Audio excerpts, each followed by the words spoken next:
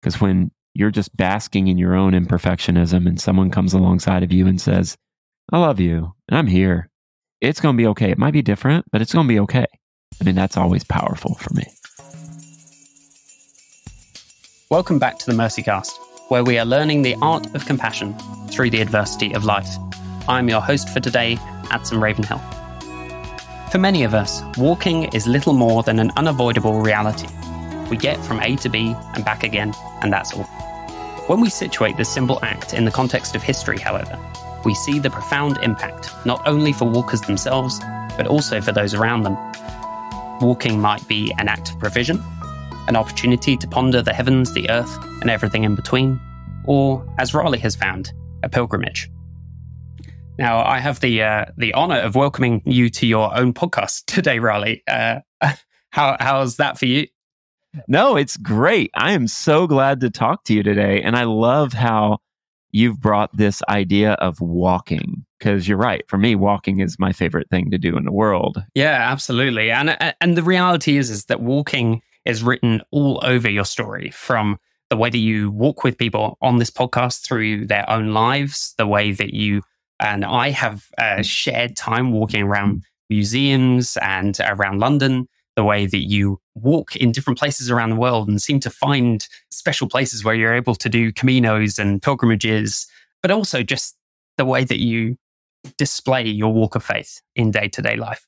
I wanted to take you right back to the beginning, just before we go into anything else, and just walk out of your front door as a child. What do we see when we walk out, and where might you be walking to? There's one memory that always comes back. I'm in the house where I grew up, and I walk out, and I grew up in Florida. And so this was the first day where I think my parent may have been asleep, maybe taking a nap, and I was just out, maybe 30 yards away from the house. And in Florida, storms can come and whip up on you. And here I am in this place where I've always felt safe, but all of a sudden life got really uncertain. And I hear the thunder, I see the lightning, the wind shifts from hot to cold, and all of a sudden I'm scared to death, because it was the first time, I think, that I had heard thunder that loud and been completely alone. But I also remember on other days where it would be raining, because again, Florida, but then the sun would be out and you would have this thing they call a sun shower, which is one of my favorite things. I think for me, even at an early age, walking and feeling the warm water under my feet, or feeling the hot pavement under my feet and feeling the wind on my face, I always felt so alive. And I think it's because walking is something that every one of us does. It's something that every one of us has in common, but it's also a way to connect to the world around us, because you're not running, you're not hurrying. You're just slowly but surely taking everything in. You're paying attention to the world around you. And maybe we take our earbuds out and we just listen to the birds. We feel the wind.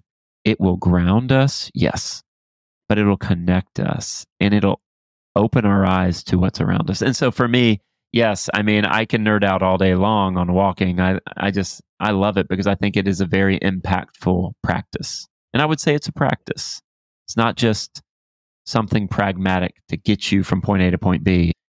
It keeps you healthy in every way. Absolutely. And you're right. It's something that we all do. I was just thinking today about every field I have walked through, and the fact that there are paths through fields so that you know where you're going, that nobody paved and everyone paved. It's literally just there because everyone has walked this path over and over again, potentially for centuries. And it is just dug this kind of grass, arid area that everyone just knows to go down. And you can walk for hours and hours and hours through the English countryside and not find any places where there are no paths, because people have just been walking over and over and over again through the centuries. So fast forward to just these past few months. Can you tell me what the best walk you've been on recently, and why and where?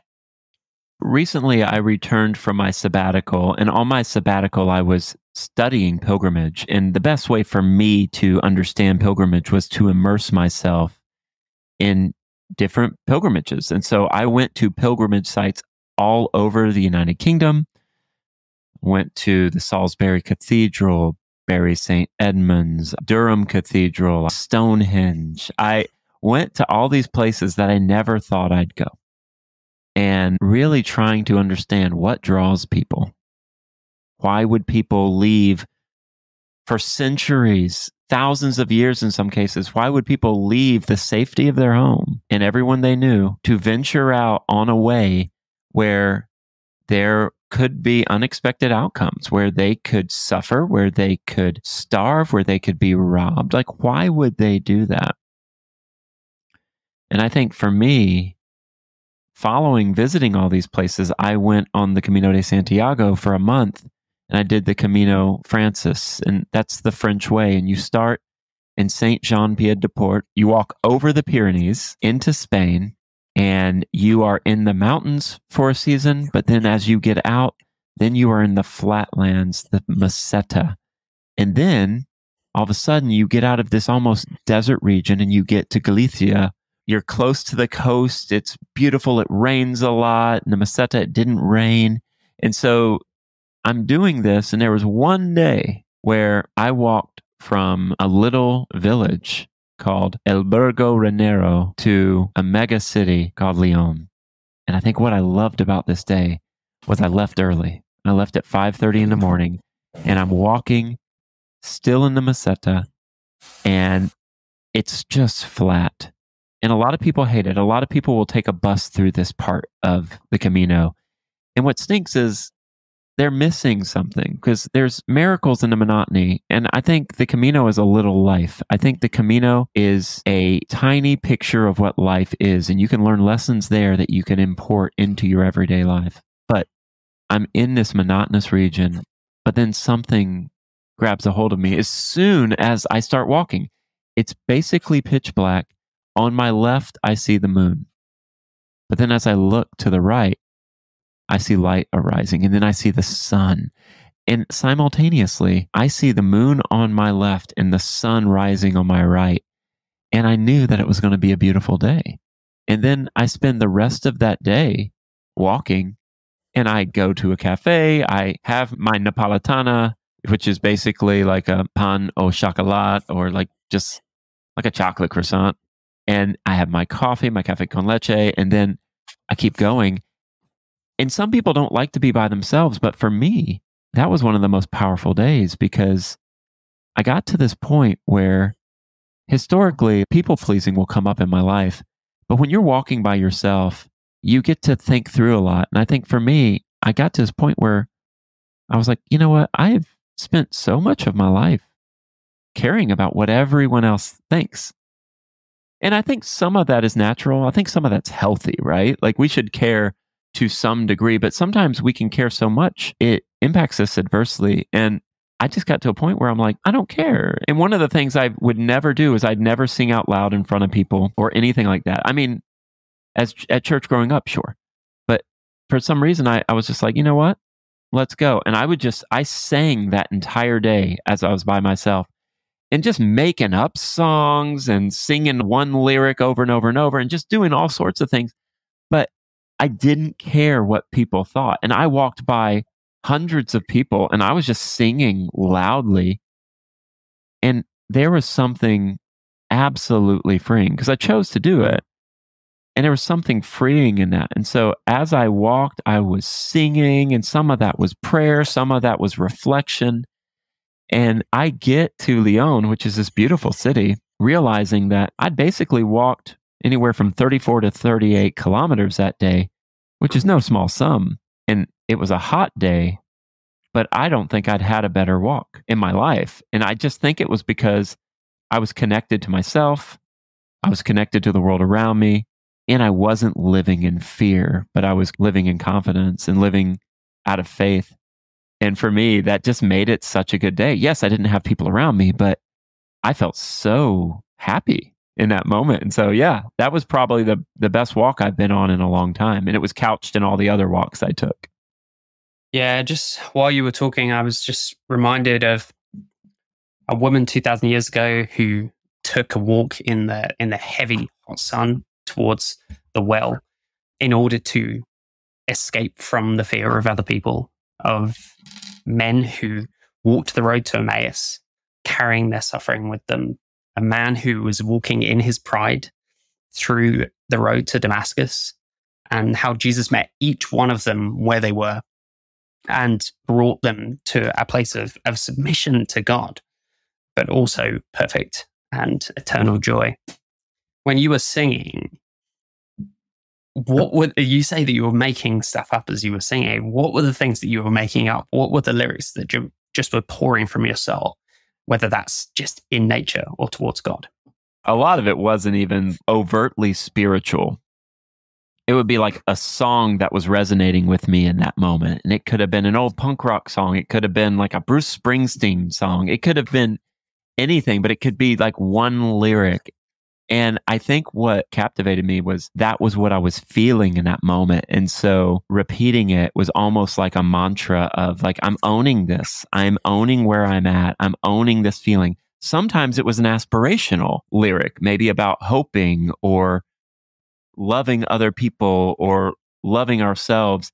And I was repeating it. And I don't even think I was actively thinking about it when I was doing it. But as I look back, yes, it was almost like a liturgy of sorts. And I'm sure there were some overtly spiritual songs that I sang as well. But I think so much of our lives, whether we intend it to be spiritual or not, is liturgical. It's the things that we repeat to ourselves, the things that our self-talk, the things that we say. And I think what walking does is walking slows you down, because running, you're trying to get to a destination. When we're walking, we can easily take the invite to be on the journey and to be in the moment and to feel what we're feeling, whether it's physical, spiritual, emotional, psychological. We can feel these holistic feelings and sit with them, knowing that all the other things that would distract us, we get to put those on mute. We get to silence those just for a little bit and experience the walk. And I think it does. I think it tethers us to the world around us, but it also reminds us that there's way more going on in the world than our issues and our problems. Yeah, in the third Every Moment Holy book, there's a liturgy for a walk in the woods written by a guy called John Lowry. And there's a portion of it that I just love where he says, "How wonderful is your creation? How much more marvelous are you, O architect of living cathedrals, pillared sanctuary halls of oak and elm, the weaver of tapestry of moss, a carpet for this kingly realm." And I just love that idea that actually even the greatest cathedrals that we could ever build and have ever built, many of which you went and saw over the past few months, none of them can measure up to the majesty of what God has already poured out for us in creation and to the majesty of his throne and his eternal rule. What are some of the ways that walking with other people then helped you and has helped you throughout the years to recognize the goodness of God in our walks of faith? When you walk with other people, again, it slows you down.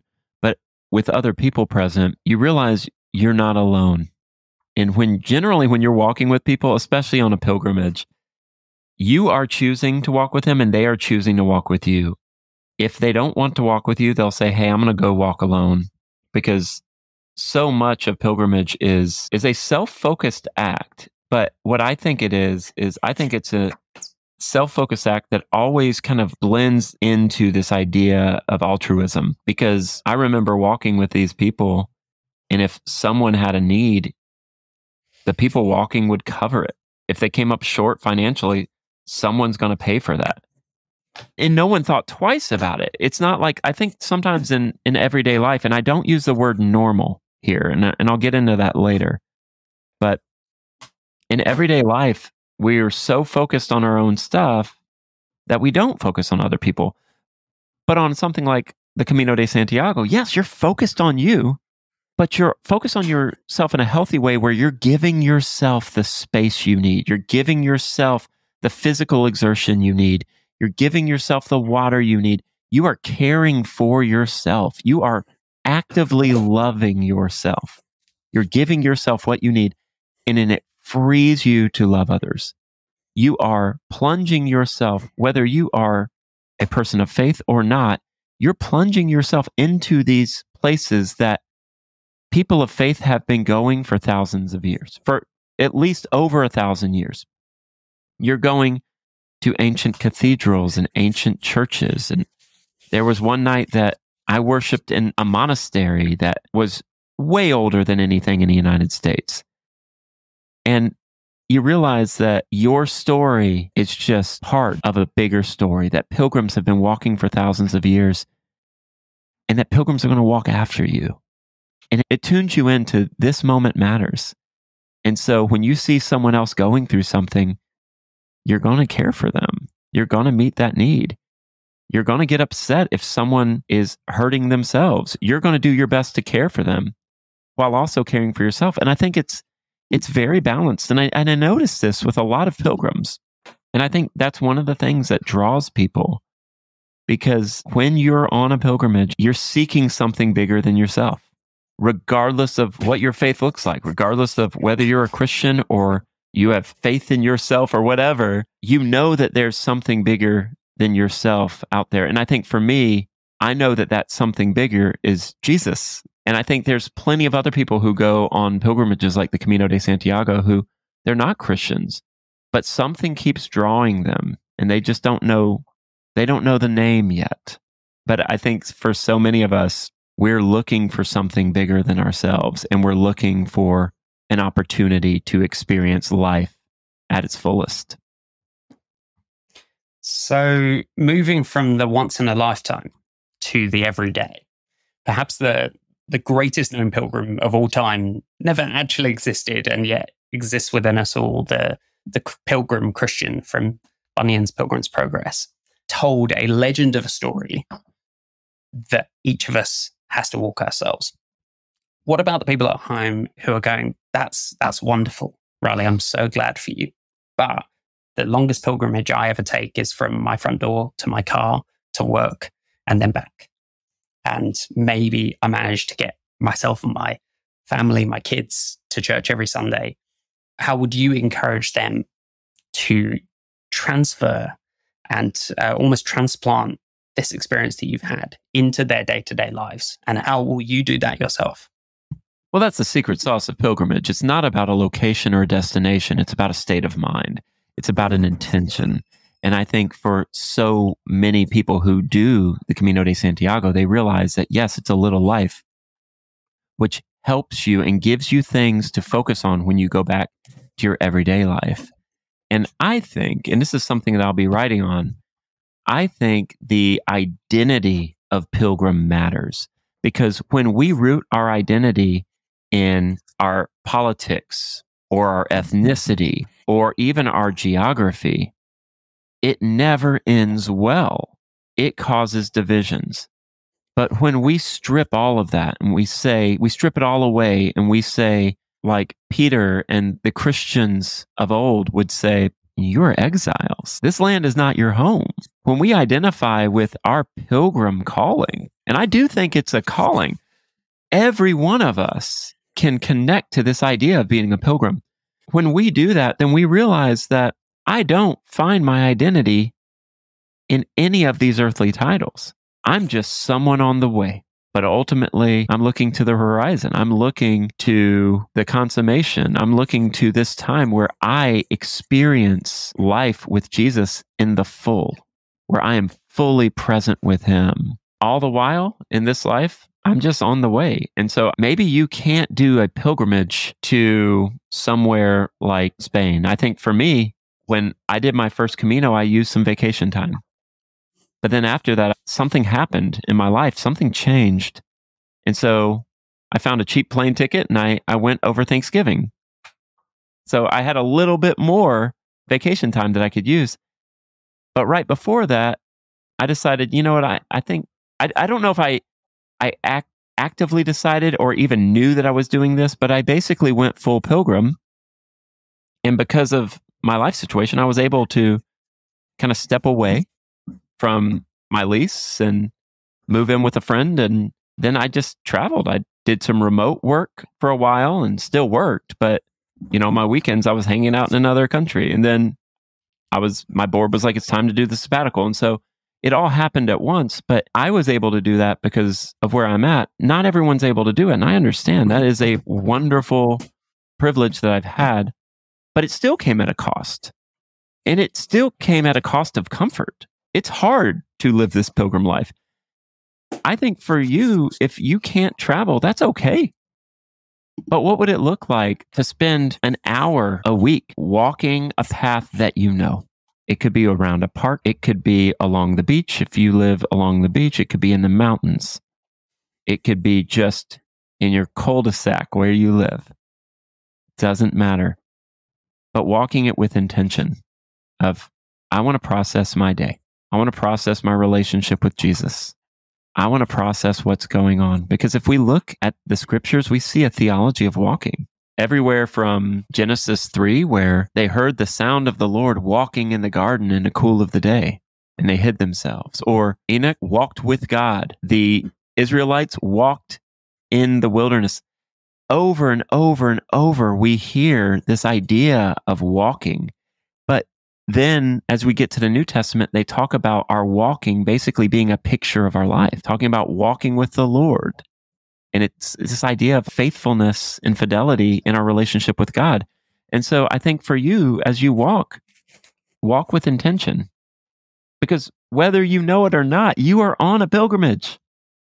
Whether you travel somewhere or not, God did not send you here to be a tourist, and He didn't send you here necessarily to be a resident solely of this place. As Christians, we have dual citizenship. We are citizens of a greater kingdom. And so, yeah, I think it's very important to see your life as a pilgrimage.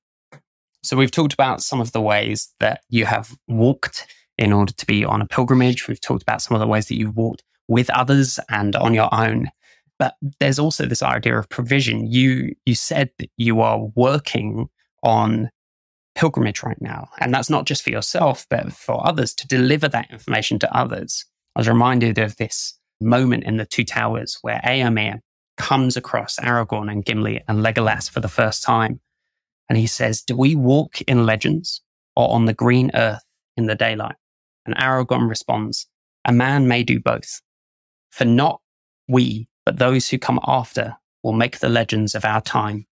The green earth, you say, that is a mighty matter of legend, though you tread it under the light of day. Often the way we frame things, the way we're able to tell stories to others, the way that you're able to take research and make it digestible and understandable for people, that can be one of the true treasures of going away and doing these walks.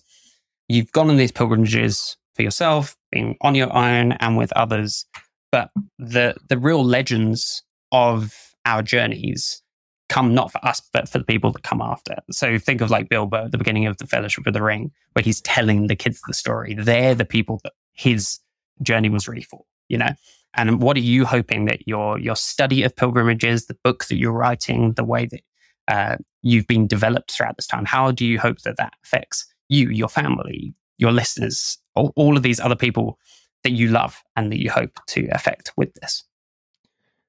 I love the idea that the Camino provides. This is an idea that is brought up by pilgrims all along the Camino de Santiago. The Camino provides. Well, ultimately, it's God who provides. But there is something about it, like when you're walking in a way where people have been walking for 6,000 years, but Christians have been walking it for 1,200 years. And so many people's blood, sweat, and tears have just gone into the soil here. And you're just walking this ancient way. And you'll walk by churches where we walked by this one church that pilgrims have been walking by for 1,000 years. And I looked at my friend and I said, you see that over there? And he goes, yeah. And he is someone who's Catholic. And so he saw it immediately. I'm like, that's an altar. And he goes, that's an altar. but no one else saw it. I think people just thought it was just this old table. And I'm like, no, that's like the ancient altar. And there were no signs, nothing. You're just walking along a ridge. And here's this altar where people worshiped, where pilgrims looked for solace 1,000 years ago. And what happens is at some point on the Camino, your body breaks down. You might break down emotionally. Things come to mind where even if you're not trying to figure something out in life, something comes up because you've rid yourself from distraction. So now your mind is able to catch up. Your heart's able to catch up. And you realize that there's a lack. Like you don't have everything. You can't distract yourself anymore. And so people will say the Camino provides because you might be walking and you hurt yourself. I hurt myself. It was after I finished the main Camino and I started another way called the Finisterre Way. It's to the ends of the earth. And there are stories that St. James, because Camino de Santiago is the way of St. James, St. James went there and went to preach the gospel at the ends of the earth, because that's what many people thought was the ends of the earth at the time. And so there's a lot of tradition wrapped up in there. But I remember walking and my knee, after 30 days of walking, just went wonky.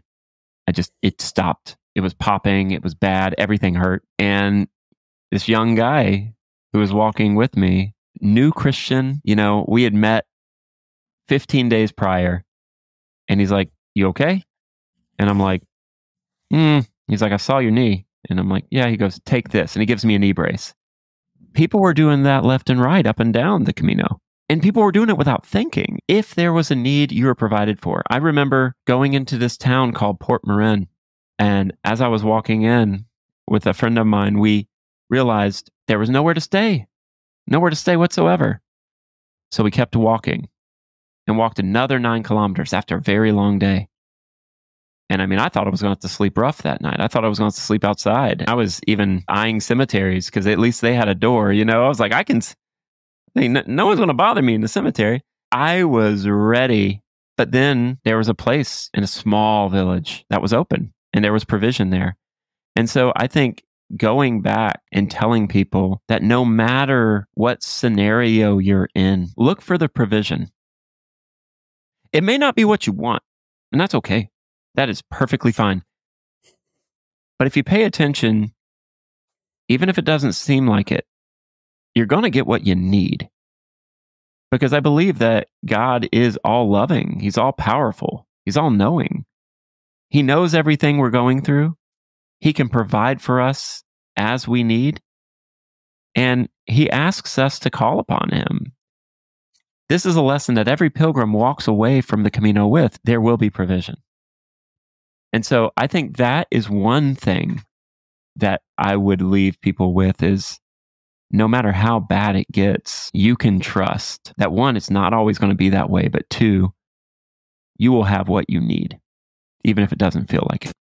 Those small mercies, the things that we need that help us to understand what it's like to be childlike, are some of the most important gifts that we're ever given. Sometimes actually getting what we want doesn't necessarily give us the hope that we're destined for. What's one mercy that you've received in the last 25 years, let's say, that was something that you needed, but that you didn't want, but that changed the trajectory of your life? Wow, what a great question. I think for me, the small mercies that stand out to me the most out of all the good things that have happened in my life are the mercies that come on the tail end of what I deem to be my failures, whether they are my failures or not. The moments where I could lapse into self-loathing or being too hard or critical of myself. It's the moments where people come alongside of me and they know me, they see me, and they don't expect me to be perfect. Because as anyone who's listened to this podcast knows, is perfectionism has been it's been a big part of my story. And when people sit with you and say, it's okay. And sometimes 9 times out of 10, they don't have to say a word. Sometimes it's, A fool is deemed wise if they keep silent. That's a life verse for a lot of us. But I think for me, it's the people who they see you in that moment and they love you because they know who you are. And you are not defined by whatever just happened. Those moments drive me because I want to be that person for other people. Because when you're just basking in your own imperfectionism and someone comes alongside of you and says, I love you and I'm here, it's going to be okay. It might be different, but it's going to be okay. I mean, that's always powerful for me. Mercy, love, care, gifts, needs.